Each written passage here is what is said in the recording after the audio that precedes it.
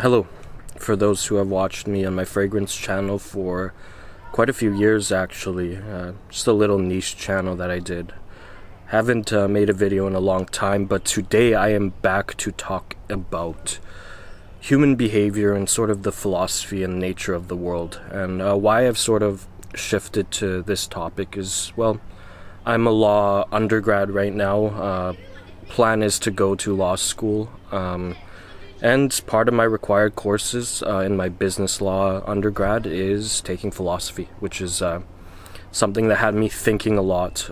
So this is my introduction to what I think about things. I wanted to talk a bit about what I think happens in North America in 2026, and sort of my opinions on the way we work as human beings, and maybe get a better understanding while I sort of think about this subject and ponder on it and talk about it and talk it through.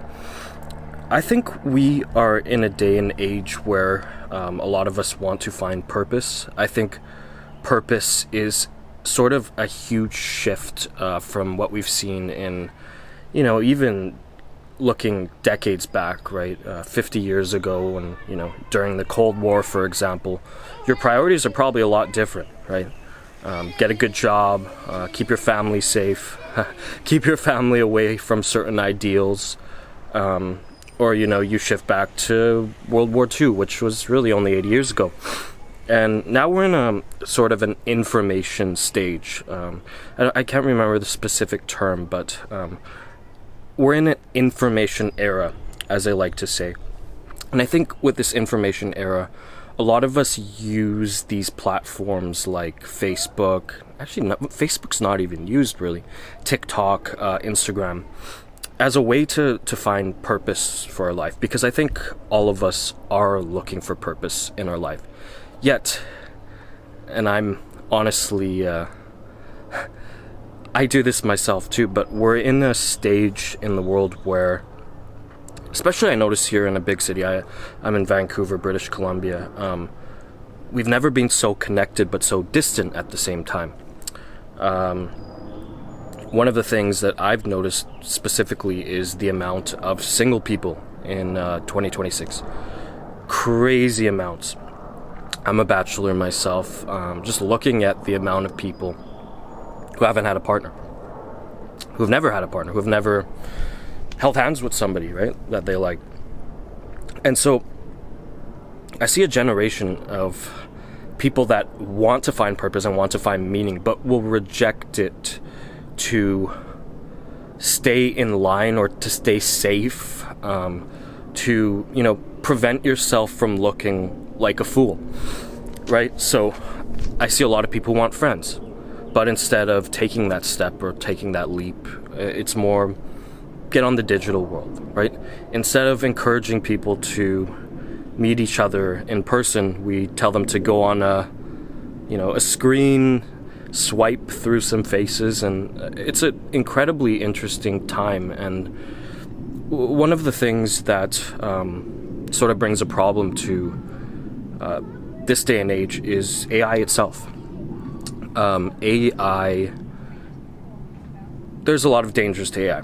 Now, this is in the philosophic world, and this is also in the scientific world, where if you look at specific data or even philosophical opinions, if we do not teach AI to be aligned with us, AI can become significantly smarter than us, and solve problems in a more logical way.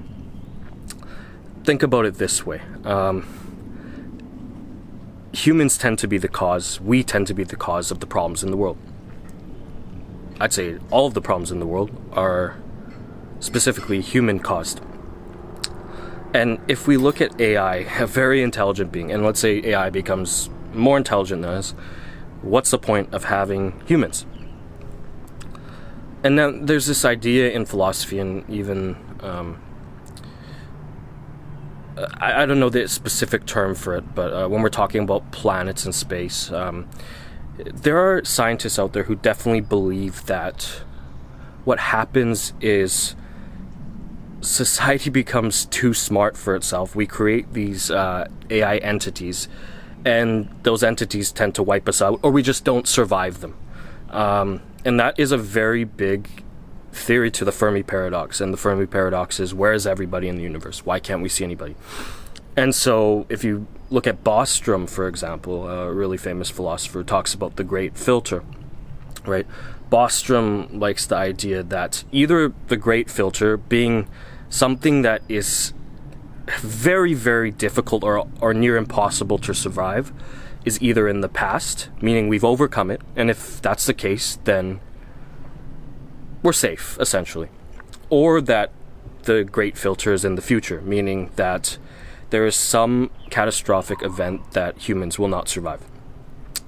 Could be nuclear war, could be AI, and I tend to think the theory is more AI.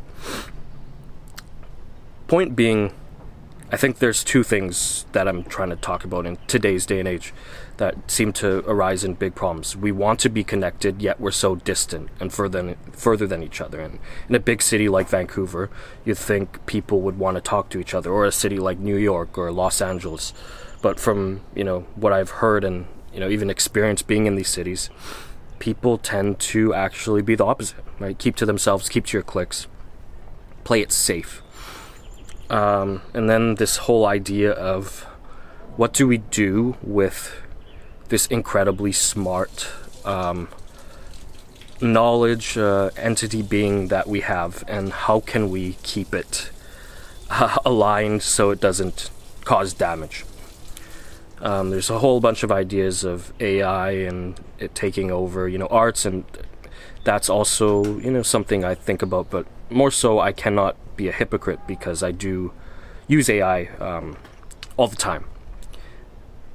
So just some thoughts and ideas, and the way that I want to sort of go about this philosophical opinion that I have is just to ponder the idea and maybe gather some knowledge while doing so, and to keep asking certain questions, because that's what philosophy and human behavior is.